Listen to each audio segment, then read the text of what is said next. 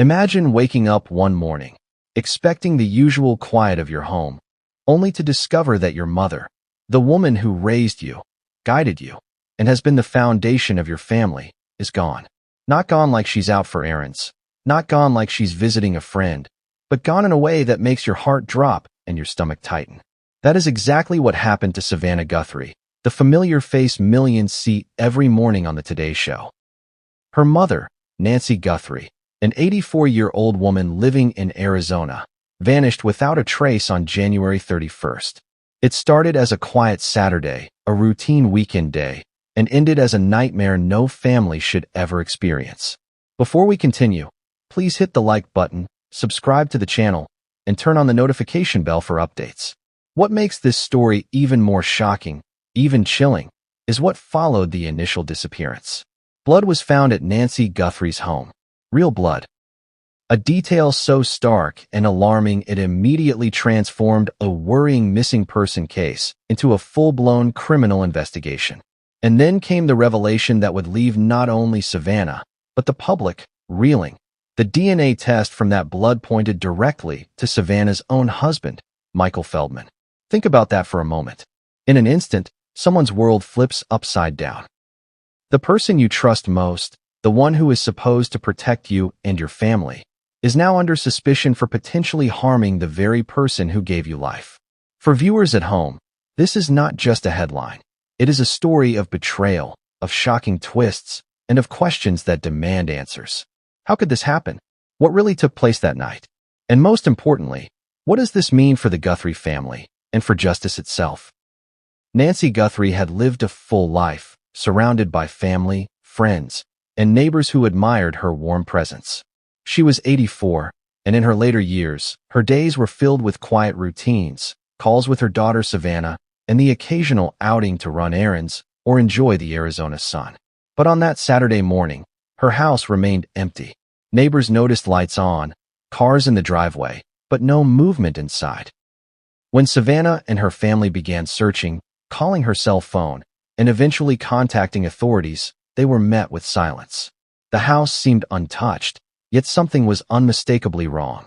It was during the initial investigation that police made a discovery that changed everything: traces of blood at the scene. At first, officials were cautious, careful not to draw conclusions.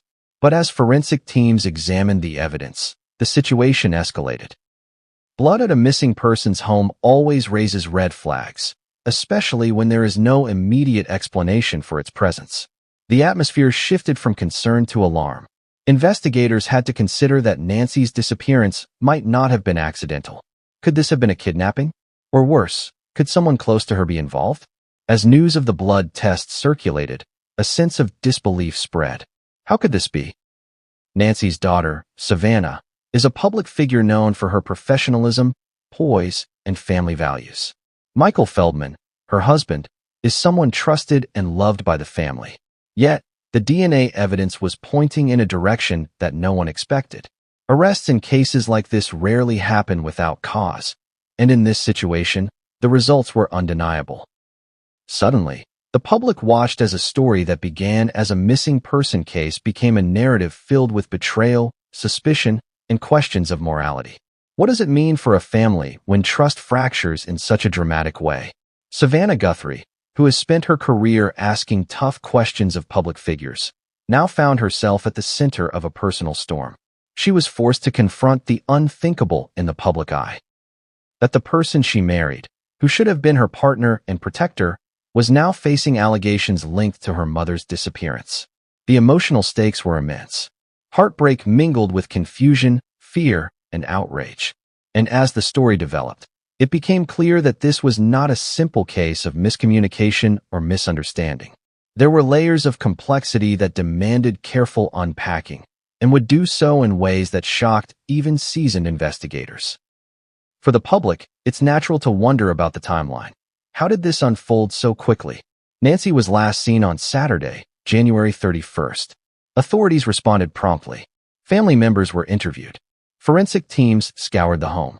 The discovery of blood prompted immediate DNA analysis. And while labs worked to identify the source, questions swirled. Where was Nancy? What had happened in the hours after she disappeared? Who could have been involved? And as details emerged, the narrative grew darker and more unsettling. Consider the psychological impact of discovering evidence of potential violence in your own home. For Savannah Guthrie and her family, the situation was surreal. This was a family that had always valued trust, security, and closeness. The very foundation of their lives now seemed shaken. Every detail of that day, every interaction, and every assumption about safety was suddenly under scrutiny. The story is more than headlines. It is about human emotion, betrayal, and the fragility of trust within families. Adding to the intrigue is the public nature of Savannah Guthrie's life. Millions of viewers know her as a professional, composed television host who asks incisive questions. But in private, she faced the kind of crisis that most people can hardly imagine. And the arrest of Michael Feldman, while shocking in itself, is only one piece of a much larger puzzle.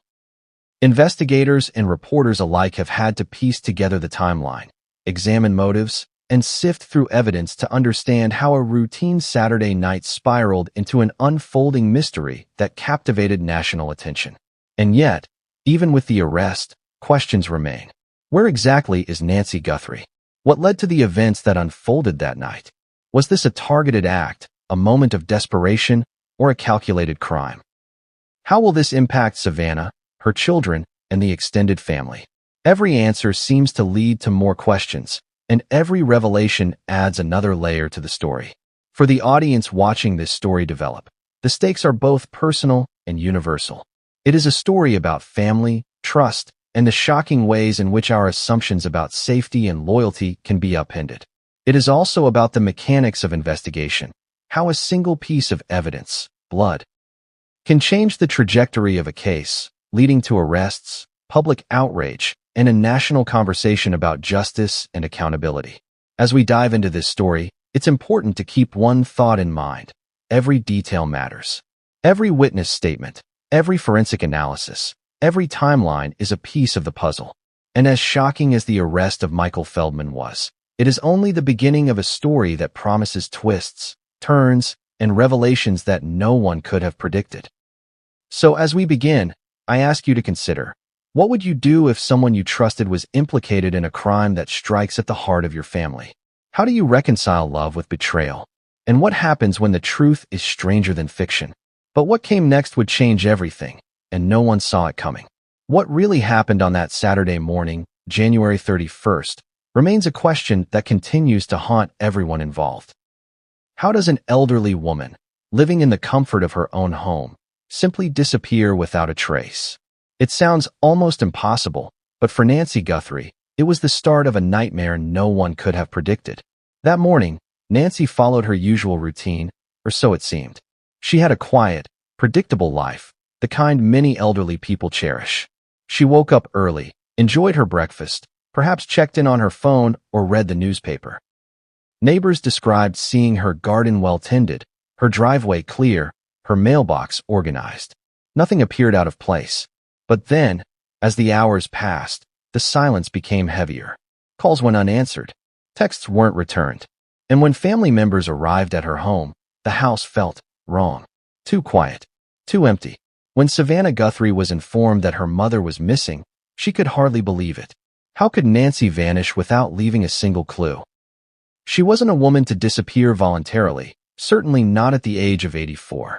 Savannah remembers her mother as lively, sharp, and independent. But even so, that independence made her disappearance even more alarming. Could something have happened in the middle of the night? Could someone have entered her home? And if so, who would do such a thing? The immediate aftermath was chaos in its own quiet way. Police were called, missing person reports filed, and neighbors were questioned. Every detail, no matter how small, became a piece of the puzzle. Investigators examined her daily routines, noting that she had no planned trips or obligations. There were no recent arguments, no financial disputes that neighbors could see, nothing that suggested she might have chosen to leave.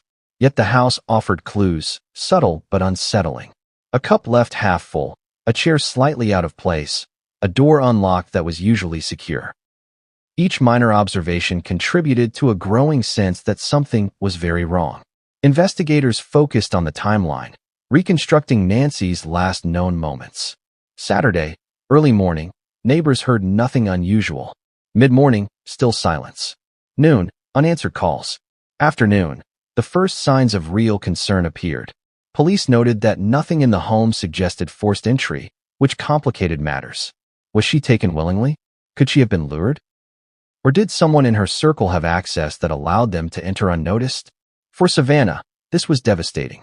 Here was a woman who spent her life reporting on human stories, uncovering truth, asking hard questions. Now she faced a personal story so raw and frightening that no professional experience could fully prepare her. The questions raced. Where's my mother? Is she hurt? Who is responsible? And most terrifying of all, could someone she trusted be involved? Neighbors and friends began coming forward, providing bits of information that seemed innocuous at first, but later became critical. Some mentioned seeing a shadow at the window. Others recalled a car leaving the driveway at odd hours. A neighbor's security camera, initially thought irrelevant, would eventually show frames that investigators would scrutinize over and over. The details were tiny, yet they hinted at a broader story unfolding just beyond the edges of public view. Then came the most chilling discovery of all. While police were conducting their search, traces of blood were found. At first, it was unclear whose blood it was or how it had gotten there. But its presence immediately changed the case from a simple missing person report to a potential crime scene. The home, once a safe haven, suddenly became a place of suspicion and fear. Every step taken by investigators, every fingerprint analyzed, every room examined carried the weight of urgency. The discovery prompted questions no one was prepared to answer. Who left the blood? Was it accidental or intentional? Could it belong to Nancy herself, or was it someone else entirely? And why had no one seen anything at the time it happened? For law enforcement, these questions demanded precision. They could not afford assumptions. DNA tests, fingerprint analysis, and witness statements all became pieces of a puzzle that seemed more complex with each passing hour. As the investigation deepened, the human element became impossible to ignore.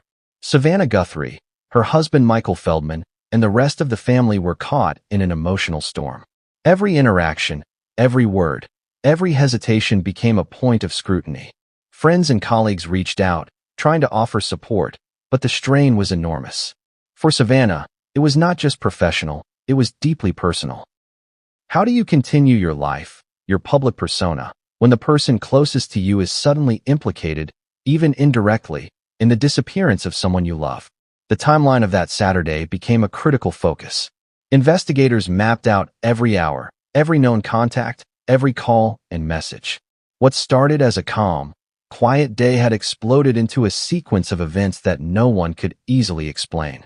The puzzle was maddening, frustrating, and terrifying. And it became increasingly clear that whoever was responsible had been deliberate in their actions, leaving few clues but those that would eventually point to shocking conclusions. As the hours turned into days, the public became aware of the unfolding mystery. News outlets reported on Nancy's disappearance. Neighbors speculated, and viewers of the Today Show tried to process the idea that one of their familiar television personalities was experiencing an unimaginable personal crisis. The story combined elements that captivated public attention: a missing elderly woman, a celebrity family, and an eventual forensic breakthrough that would alter everything. The intensity of the situation escalated further when forensic investigators began processing the scene in detail. Every drop of blood, every fingerprint, every object slightly out of place became evidence. It was during this stage that the investigators discovered something that, at the time, seemed almost unreal. The pattern of the evidence suggested intentionality, not accident. And as labs worked to confirm DNA matches, tension mounted, not just for the police, but for the family, and eventually, for the public who followed each update with growing disbelief. By the end of that first day, investigators were convinced that this was not a case that would resolve quickly. Missing person reports could often conclude within hours or days. But this case demanded weeks, months, even years of scrutiny. And yet, the initial clues were there, small, almost imperceptible, but critical. Each one would eventually contribute to a shocking revelation that would make headlines: the arrest of Michael Feldman, Savannah Guthrie's own husband, based on DNA evidence from blood discovered at the scene. But before that dramatic twist could take place, the story of that Saturday, the day Nancy Guthrie vanished, needed to be pieced together. Each neighbor's statement, each step in the investigation, and each emotional response from the family formed a tapestry that was both intricate and unsettling. The seemingly ordinary day had become extraordinary in its consequences, setting the stage for revelations that would shake not only one family, but the public watching in disbelief. And as the night settled in over Arizona, investigators, family members, and neighbors alike wondered, where was Nancy Guthrie? What had happened in those critical hours when she disappeared from her home? And what evidence would finally lead to the truth behind this terrifying event? The day that began so calmly had ended with more questions than answers, and the answer that would come next would shock everyone involved.